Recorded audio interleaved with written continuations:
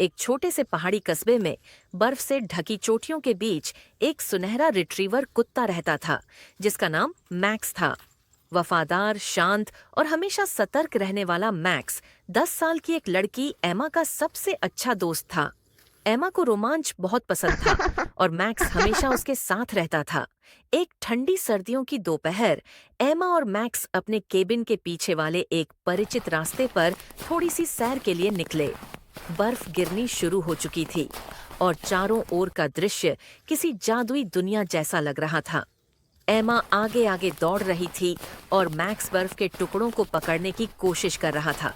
लेकिन तभी एमा के पांव के नीचे की बर्फीली जमीन फिसल गई और वह एक छिपी हुई ढलान से नीचे गिर गई।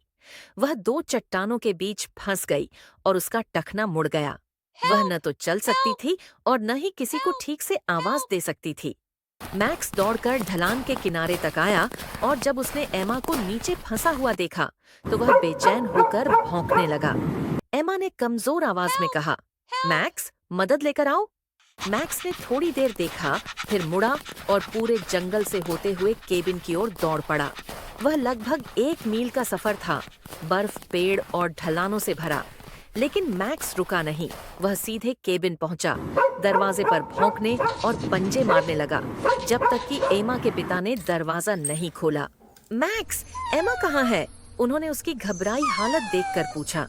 मैक्स मुड़ा, थोड़ी दूर भागा और फिर पीछे मुड़कर देखा, जैसे कह रहा हो, आओ मेरे साथ। एमा के पिता ने तुरंत अपनी जैकेट और टॉर्च ली और उसके पीछे चल पड़े।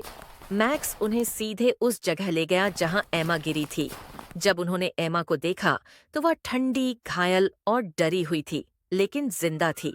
उसे अस्पताल ले जाया गया और डॉक्टर ने कहा, अगर वह थोड़ी देर और बाहर रहती तो स्थिति गंभीर हो सकती थी। आपके कुत्ते ने उसकी जान बचाई है।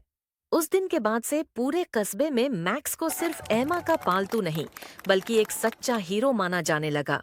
सीख, प्यार और वफादारी किसी को भी नायक बना सकती है, चाहे वह बोल न सके पर दिल से समझ सके।